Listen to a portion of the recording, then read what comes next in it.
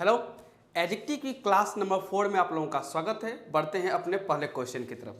First question कहा गया है there are lesser rooms in this hotel than that. There are lesser rooms in this hotel than that. तो question में first के concept को catch करते हैं। यहाँ पे कहा गया है, ध्यान रखिएगा कि इस होटल में जो है रूम्स की संख्या कम है उस होटल के कंपैरिजन में। तो दो होटल के बीच कंपैरिजन हुआ है तो कंपैरेटिव डिग्री का यूज किया जाएगा।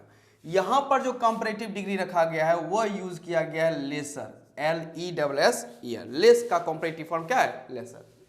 लेकिन आपको यह समझना चाहिए, ध्यान रखिएगा, जब हम लोग comparative LESS less positive degree, comparative LESS year का यूज करते हैं और इसी के साथ ध्यान रखिएगा यह पॉजिटिव डिग्री और इस कॉम्परेटिव डिग्री का यूज जब कभी हम लोग करते हैं तो हम लोग इसका यूज करते हैं अनकाउंटेबल के लिए। किसके लिए यूज करते हैं? अनकाउंटेबल नाउन के लिए लेस और लेसर का यूज किया जाता है।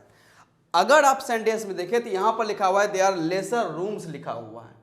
क्या लिखा हुआ है? देयर आर लेसर रूम्स का यूज किया गया है। अब लेसर का यूज होता है अनकाउंटेबल के लिए। रूम्स यहां पर ध्यान रखेगा प्लुरल नाउन है। प्लुरल नाउन है। प्लुरल नाउन करने का सेंस है कि काउंटेबल के सेंस में। अब आप ही बताइए, जब नाउन हमारा प्लुरल है यानी काउंटेबल है तो क्या आप इसके साथ अनकाउंटेबल वाला कंपैरेटिव डिग्री का यूज कर सकते हैं? तो बिल्कुल नहीं, हम लोग इसके साथ अनकाउंटेबल वाले कंपैरेटिव डिग्री का यूज नहीं कर सकते। तो करना क्या होगा? ध्यान रखिएगा, इसके लिए ध्यान रखिएगा रखा गया है फ्यू और फ्यूअर।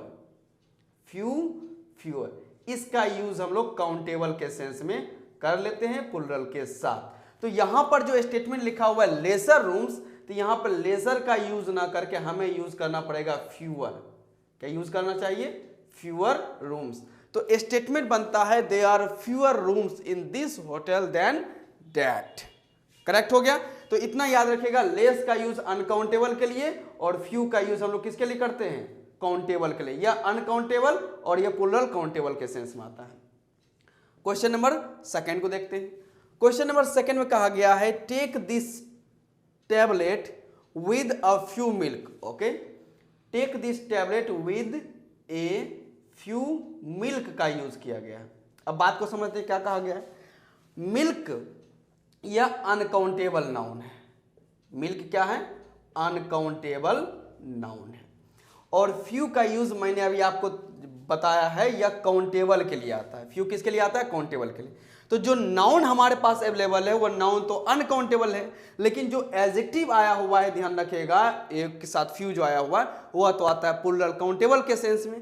तो यहां पर लिखना गलत होगा। यहां पर हम लोग लिखते हैं लिटिल का यूज। जब क्वांटिटी हमें बतानी होती है, ध्यान रखिएगा, तो उसमें हम लोग लिटिल का यूज करते हैं। आंसर होता है ए लिटिल मिल्क का यूज करना पड़ता है। बिल्कुल सही, क्योंकि लिटिल का यूज अनकाउंटेबल के लिए ही आता है। अनकाउंटेबल के लिए हम लोग किसका यूज करते हैं? लिटिल का यूज करते हैं। तो ए फ्यू मिल्क ना करके हमें क्या करना लिखना पड़ेगा? A little milk. तो आंसर बनता है take this tablet with a little milk. Take this tablet with a little milk. Few milk कहना बिल्कुल इलॉजिकल है, गलत है। क्वेश्चन नंबर 3 में आते हैं। क्वेश्चन नंबर 3 में कहा गया है your problem is comparatively easier than that of mind. Your problem is comparatively easier than that of mind. अब आपको समझना है, हम लोग जब किसी कंपैरेटिव डिग्री का यूज करते हैं, अच्छा ठीक है, उससे पहले मैं आपको एक बात समझा देता हूं।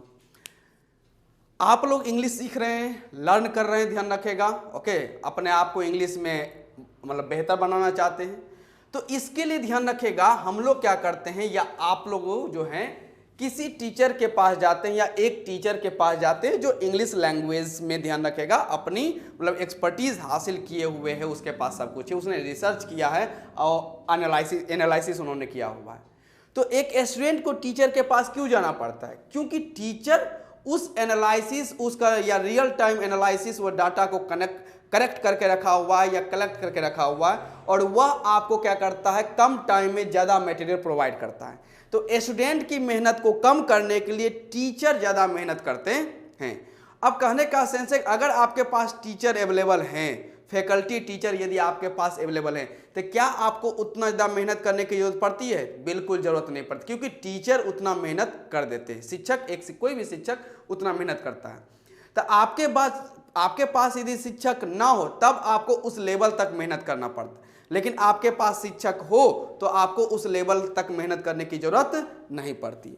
अब कहने का सेंस ध्यान रखिएगा, हम लोग जब एडजेक्टिव में पॉजिटिव डिग्री का कॉम्परेटिव डिग्री बनाते हैं, पॉजिटिव का कॉम्परेटिव, तो कॉम्परेटिव डिग्री क्या करता है ध्यान रखिएगा, अपने आप को बेहतर बताता है, अपने आप को बेहतर, यानी जैसे गुड है, गुड पॉजिटिव है, इसका कंपैरेटिव डिग्री हम लोग यूज करते हैं बेटर।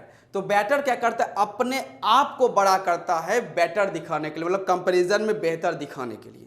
बिल्कुल सही। तो वह खुद में मेहनत कर रहा है कंपैरेटिव डिग्री बनने के लिए। लेकिन एक वर्ड होता है ध्यान रखिएगा कंपैरेटिवली, COMPARATIVELY, कंपैरेटिवली। फिर से समझ लीजिए स्पेलिंग को, COMPARATIVELY। इसका यूज ध्यान रखिएगा जब किसी एडजेक्टिव के पहले कर दिया जाता है, जब कभी आप इसका यूज एडजेक्टिव के पहले करते हैं ध्यान रखिएगा, तो यहां पर जो एडजेक्टिव है ध्यान रखिएगा, इसको हमेशा आप पॉजिटिव डिग्री में ही रखते हैं। कैसा रखते हैं? ऑलवेज पॉजिटिव डिग्री में ही आपको रखना पड़ता है। इसका कभी भी ध्यान रखिएगा, आपको कंपैरेटिव डिग्री बनाने की जरूरत नहीं पड़ती है। कंपैरेटिव डिग्री बनाने की कभी भी जरूरत नहीं पड़ती है। कहने का सेंस है, यहां क्वेश्चन लिखा हुआ है कंपैरेटिवली इजियर, क्या मेंशन किया गया है? कंपैरेटिवली इजियर वर्ड का यूज किया गया। अब बात को समझते हैं।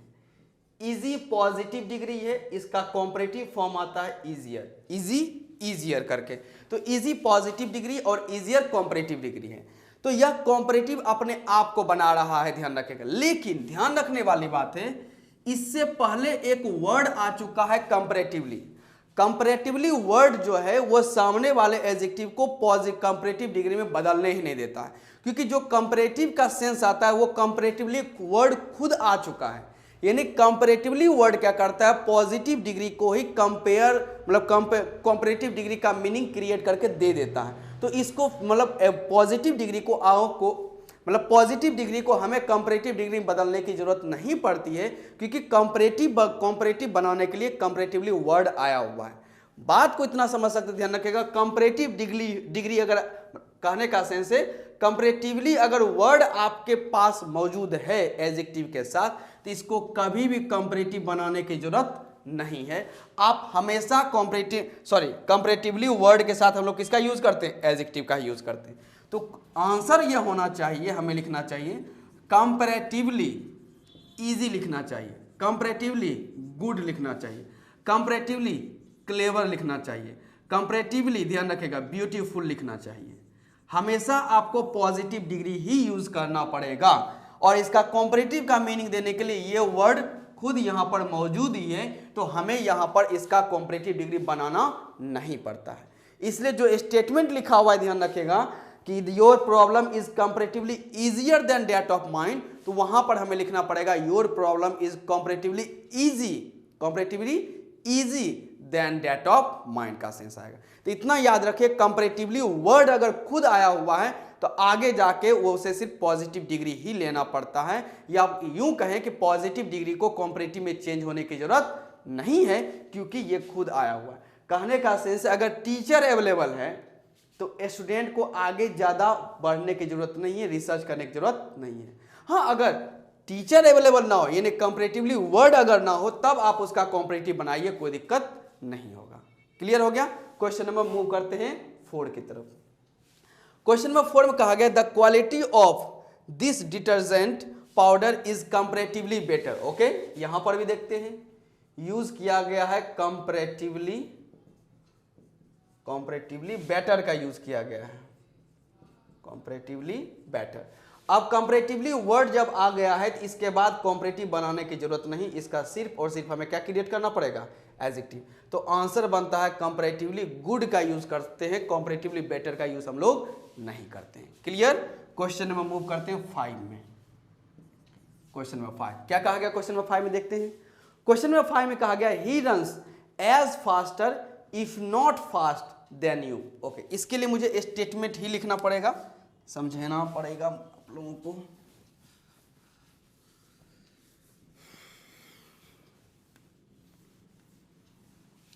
चलिए, क्वेश्चन नंबर 5 है और स्टेटमेंट लिखा हुआ है ही runs as faster if not fast than you. इस स्टेटमेंट को लिखा हुआ है। अब इस स्टेटमेंट को अगर हम लोग समझें तो इतना हम लोगों को पहले से मालूम है कि डबल एज के बीच में हम लोग पॉजिटिव डिग्री का यूज करते हैं। क्लियर?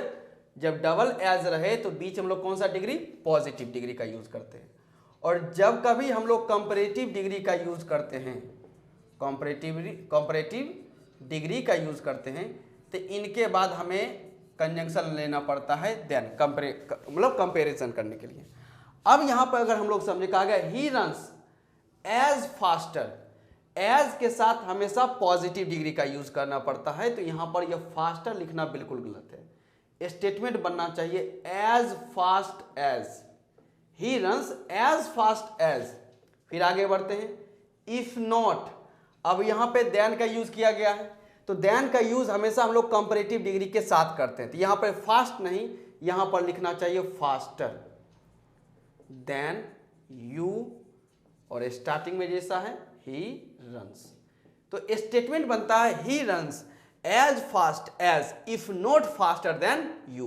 तो यहां पर एज मौजूद है तो हमें आगे जाके पॉजिटिव डिग्री यूज करना पड़ेगा, तो हमने इसको करेक्ट किया as fast as.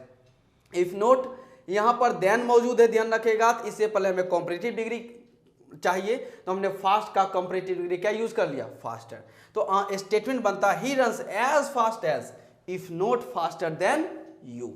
Question number move करते हैं 6 की ओर। क्वेश्चन नंबर 6 में कहा गया सीता इज नॉट, सॉरी एक मिनट, Sita is as beautiful as if not beautiful than her sister. Statement को पूरा में लिखता हूं, यही कॉन्सेप्ट आपको यहां पर भी मैच कर जाएगा। Sita is as beautiful, Sita is as beautiful as if not beautiful, if not beautiful then her sister, अब इस स्टेटमेंट को समझें। Sita is as beautiful as, double as के बीच में पॉजिटिव डिग्री का यूज किया गया, बिल्कुल सही है। इफ नॉट, अब यहां पर यूज किया गया देन, तो देन के पहले हमें ब्यूटीफुल जो पॉजिटिव डिग्री है, जबकि देन का ये मतलब जो पेयर है किसके साथ बनता है? कंपैरेटिव डिग्री के साथ ये सूट करता है, तो यहां पर हमें ब्यूटीफुल का कंपैरेटिव डिग्री चाहिए more beautiful than her sister, तो आंसर क्या बनता है? Sita is as beautiful as if not more beautiful than her sister. Clear? Question number 7 में आते हैं। क्वेश्चन नंबर 7 में कहा गया है the more you hide something the most you expose yourself. okay, the more you hide, statement लिखता हूं, the more you hide yourself, sorry, the more you hide something, the more you hide something the most you expose yourself. अब इस statement को अगर हम समझें, कहा गया the more you hide something, आप जितने ज्यादा चीजों को, समथिंग को हाइड करते हैं, यानी छिपाते हैं, ध्यान रखें, हिड यानी कि छुपाते हैं, the most you expose yourself, तो आप अपने आप को उतना ही ज्यादा क्या करते हैं? एक्सपोज करने का सेंस है, कहने का सेंस। अब एक स्टेटमेंट में लिखता हूं, कहा गया है the more you go higher, the more you go high, the more you go high, the more you feel cool. अब देखते हैं यहां पर, अब कहने का सेंस से ध्यान रखिएगा, आप जितना ज़्यादा ऊपर जाते हैं आप उतना ज़्यादा ठंडक महसूस करते हैं। तो ये ऐसे सेंस में हमें यहाँ पर द के साथ कॉम्परेटिव डिग्री यूज़ करना पड़ता है। The plus comparative degree, the plus comparative degree का यूज़ करना पड़ता है। ओके, तो यहाँ पर आपको यह बात समझने का सेंस आता है, ध्यान रखिएगा। तो जब कभी भी इस प्रकार की चीज़ें हैं तो हमें यहाँ पर द के साथ कॉम्परेटिव डिग्री का यूज़ करना पड़ता है। तो the more you hide something, तो द मोस्ट ना हमें क्या लिखना पड़ेगा, the more you expose your self का सेंस है। क्वेश्चन में मूव करते हैं 8 में। क्वेश्चन नंबर 8 में कहा गया this is all the more better. Okay, this is all the more better, this is all the more better का यहां पर सेंस यूज किया गया। अब इतना तो हमें पता है, ध्यान रखिएगा कि ऑल के बाद हम लोग डिटर्मिनर और तब जाके हम लोग आगे किसी का यूज करते हैं। तो ये ऑल और द का तो ठीक है, लेकिन बेटर जो है ये अपने आप में कॉम्परेटिव डिग्री है, तो हमें यहाँ पे अलग से मोर लगाने का कोई सेंस नहीं है। जब बेटर कॉम्परेटिव डिग्री अपने आप में बन ही जाता है, ध्यान रखेगा, तो हमें फिर से वहां पर क्या कहने का सेंस है कि हमें मोर लगाने का कोई सेंस नहीं, वो इलॉजिकल हो जाएगा। क्वेश्चन नंबर 9 में आते हैं। क्वेश्चन नंबर 9 में कहा गया है the valley goes deep and deep after this point. Okay, the valley goes, the valley goes deep and deep after this point, after this point। इस स्टेटमेंट को समझें, कहा गया द वैली गोज, मतलब वैली जो है वो क्या हो जाता है, डीप एंड डीप, वो गहरा और ज्यादा गहरा हो जाता है। कहने का सेंस है आप जितना यहां गए ये उसके कंपैरिजन में गहरा हो गया, फिर आप यहां गए इसके कंपैरिजन में और गहरा, फिर नीचे गए। तो आपको यह समझना चाहिए यहां पर कंपेयर किया गया है। जब कहा जाता है कि valley goes deep and deep, कहने का सेंस है आप पहले वाला जो आपका मतलब पॉइंट था, आप उसके नीचे अगर आप आते हैं तो इसके मुकाबले ये क्या है, ज्यादा डीप का सेंस आप कर रहे हैं। तो आप कंपेयर कर रहे हैं दो के बीच, और जब दो के बीच कंपेयर यूज किया जाता है तो हम लोग कॉम्परेटिव डिग्री का यूज करते हैं। तो यहां पर हमें लिखना पड़ता है the valley goes deeper and deeper, the valley goes deeper and deeper, higher and higher, stronger and stronger. इस प्रकार के हम लोग पेयर को लगाने का काम करते हैं। मूव करते हैं क्वेश्चन नंबर 10 की ओर।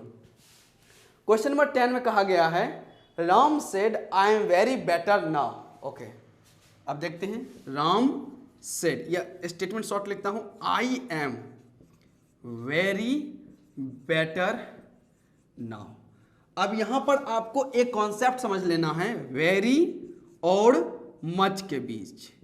वेरी का यूज हम लोग पॉजिटिव डिग्री के साथ करते हैं और मच का यूज हम लोग कॉम्परेटिव डिग्री के साथ करते हैं, उसको मजबूत करने के लिए, उसको एम्फेसाइज करने के लिए।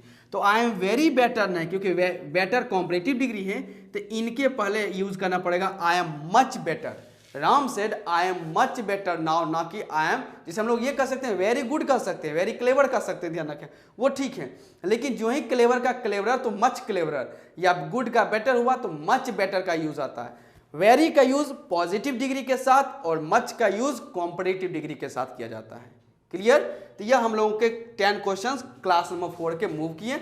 अब चलते हैं नेक्स्ट 10 क्वेश्चन की तरफ।